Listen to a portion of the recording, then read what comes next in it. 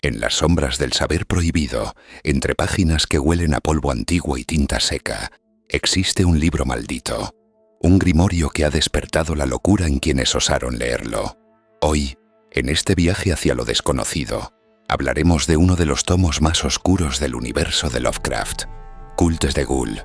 Este libro fue escrito por el conde d'Erlet y sería ampliamente publicado en Francia hacia principios de 1703.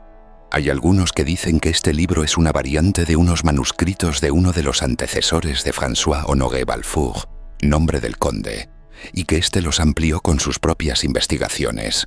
De hecho, se tiene registro de que en el año 1665 un tal Antoine-Mère Augustin de Montmorency-le-Roche publicó los primeros ejemplares del libro de forma clandestina, pero no se sabe más nada acerca de esto, a pesar de que durante sus primeros días de publicación no se registraron más de 60 copias. Su contenido movió rápidamente a la Iglesia en su contra. Los clérigos demandaron fuertemente al autor del libro y a la imprenta que lo publicó. Sin embargo, debido a su posición social, François se salvó del castigo que querían darle las autoridades clericales. Las copias del libro fueron destruidas casi por completo y no fue vuelto a publicar. Los pocos ejemplares que se salvaron permanecieron en manos de algunos cultistas y varias sectas. Se cree que el extraño culto mencionado en el libro desapareció poco después de su publicación, pero no se tiene mucha información sobre esto. Se cree también que d'Erlet tuvo en su colección privada 4 copias del libro forradas con piel humana, pero nunca se pudo demostrar la veracidad de este hecho. Se cree que actualmente solo existen 14 ejemplares del libro. Una de estas estuvo en posesión de Richard Upton Pickman, otro fue parte de los libros de la colección personal de Jean-François Charrier. La secta de la sabiduría de las estrellas tendría un ejemplar en su colección y Sylvan Phillips también tendría una copia en su mansión. El último ejemplar encontrado registrado sería en el año 1906 en Francia. Este libro afirma la existencia de la nigromancia y la necrofilia en Francia hacia el cambio de siglo. Aunque el robo de tumbas no era común en aquella época, d'Erlet describe toda una sociedad de ladrones de tumbas y profanadores de cadáveres, dando muchos detalles de sus ritos y prácticas. Se hacían actos de necrofagia en las ceremonias de iniciación, mientras que los miembros se hacen llamar gules. Otros actos poco menos horrendos implicaban la supuesta resurrección de los muertos o al menos la reanimación de cadáveres con propósitos adivinatorios y en algunos casos la cópula, la cual también es muy detallada. En el libro se habla sobre los asuntos de tratos de los cónclaves de brujas en Francia con una sociedad secreta de gules que se supone habitan en las catacumbas bajo París. Se menciona a Niogza muy a menudo, así como a Shub-Niggurath, a quien se relaciona con los hombres lobo y otros tipos de licántropo. Este libro incluye hechizos para contactar con los gules, para invocar a Niogza, Shub-Niggurath y sus retoños.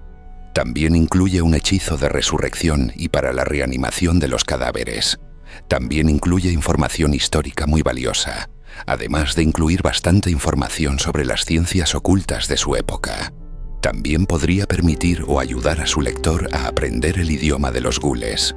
Además del manuscrito original escrito por Antoine, de la cual al parecer no queda ningún ejemplar, está la versión publicada por el conde d'Erlet. Una versión expurgada sería publicada en el año 1737, la cual se volvería mucho más común que su versión original. En el siglo XIX se publicaría una versión en italiano de la original francesa. También existe una versión publicada por un tal Albert Myers y otra variante sobre el tema pero en Egipto, pero son muy poco comunes estos ejemplares. Uno de los peligros a los que se expone el lector de este libro es que se vuelva completamente loco si llega a comprender o aún aceptar la realidad relatada en el tomo.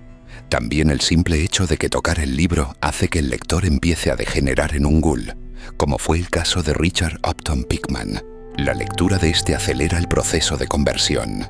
Al llegar al final de este oscuro recorrido por los secretos de Cultes des Ghoul, no podemos evitar detenernos un momento y reflexionar sobre el verdadero terror que Lovecraft y sus discípulos querían transmitirnos.